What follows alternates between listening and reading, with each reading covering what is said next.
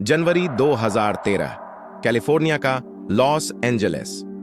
21 वर्षीय कनाडाई छात्रा एलिसा लाम एक लंबे सफर पर थी। किताबों की शौकीन, ब्लॉग लिखने वाली और दुनिया को अपने शब्दों में देखने का सपना रखने वाली एक मासूम लड़की। उसने तय किया था कि वह अकेले अमेरिका का सफर करेगी और अपनी जिंदगी को नए रंग देगी। उसकी यात्रा का अगला ठिकाना था सेसिल होटल, एक पुराना, रहस्यमयी और इतिहास से भरा हुआ होटल जो कभी आलीशान था लेकिन अब अपनी अजीब घटनाओं के लिए बदनाम था।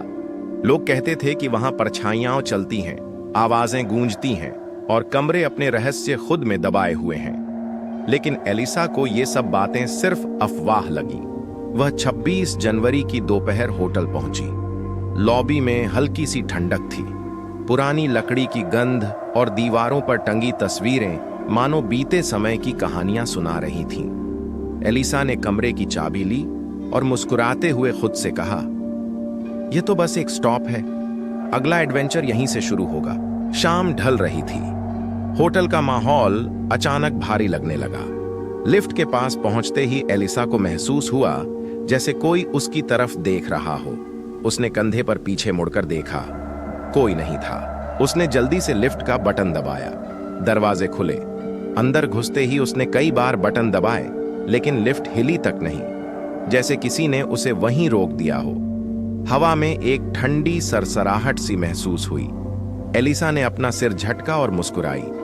सिर्फ थकान है, कुछ नहीं। लेकिन उसी रात उसने अपने ब्लॉग पर लिखा, यह जगह अजीब है, ऐसा लगता है जैसे कोई मेरे साथ है पर दिखता नहीं। 31 जनवरी की रात होटल की सीसीटीवी ने वो फुटेज रिकॉर्ड की जो बाद में दुनिया की सबसे रहस्यमयी वीडियो बनी। एलिसा लिफ्ट में दाखिल हुई। उसने जल्दी जल्दी सभी बटन दबाए। अचानक वह दरवाजे के बाहर झांकने लगी, जैसे किसी से छुप रही हो। उसके हाथ अजीब ढंग से हिलने लगे, मानो वह किसी से बात कर रही हो, लेकिन वहां कोई नहीं था। वह बार बार बाहर झांकती, फिर अंदर छुप जाती। लिफ्ट का दरवाजा कभी बंद नहीं हुआ। फिर वह अचानक गायब हो गई। यह वीडियो इंटरनेट पर फैलते ही लाखों सवाल खड़े कर गया। क्या वह किसी से भाग रही थी? क्या वह किसी अदृश्य चीज से बात कर रही थी? या उसके साथ कुछ और ही हो रहा था? अगले दिन एलिसा अपने कमरे में नहीं थी। होटल स्टाफ ने सोचा वह घूमने गई होगी, लेकिन 2 दिन, 3 दिन, 1 हफ्ता बीत गया। उसका कोई पता नहीं। पुलिस ने तलाशी ली, कमरों की जांच हुई, सीढ़ियों और छत तक को खंगाला गया, लेकिन वह कहीं नहीं मिली।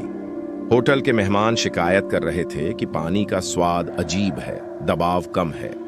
कोई समझ नहीं पा रहा था कि आखिर ये सब क्या हो रहा है। 19 फरवरी की सुबह होटल की छत पर रखी विशाल पानी की टंकियों में से एक की सफाई के लिए स्टाफ गया। ढक्कन खोला और पूरी दुनिया थम गई। टंकी में एलिसा लाम का शव था। उसका चेहरा ठंडा, आंखें बंद और शरीर पानी में तैर रहा था। यह कैसे हो सकता है? टंकी इतनी ऊंची थी, ढक्कन भारी था और वहां तक पहुंचने का रास्ता अलार्म से घिरा था। कोई संकेत नहीं कि उसने जबरन प्रवेश किया हो।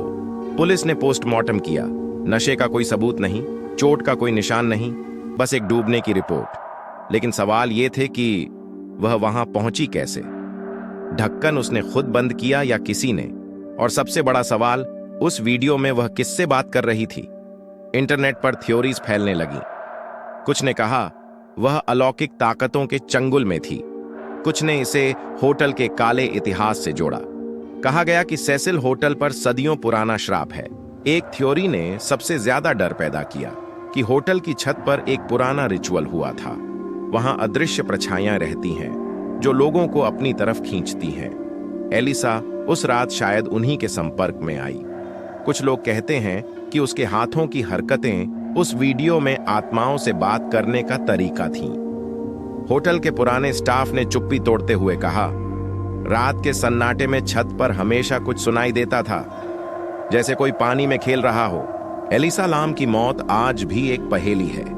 पुलिस ने इसे एक दुर्घटना कहा, लेकिन क्या यह सच में एक हादसा था या फिर कोई अदृश्य ताकत, कोई काला रहस्य जिसने उसे अपनी गिरफ्त में ले लिया?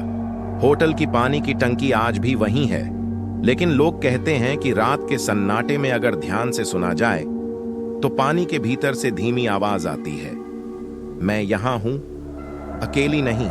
क्या एलिसा लाम की मौत महज एक दुर्घटना थी, या फिर किसी ऐसी दुनिया का दरवाजा जिसका रहस्य इंसान अब तक नहीं समझ पाया? जब भी कोई इस कहानी को पढ़ता है, सीसीटीवी का वो वीडियो देखता है, तो एक सवाल गूंजता है, उस रात लिफ्ट के बाहर सच में कौन था?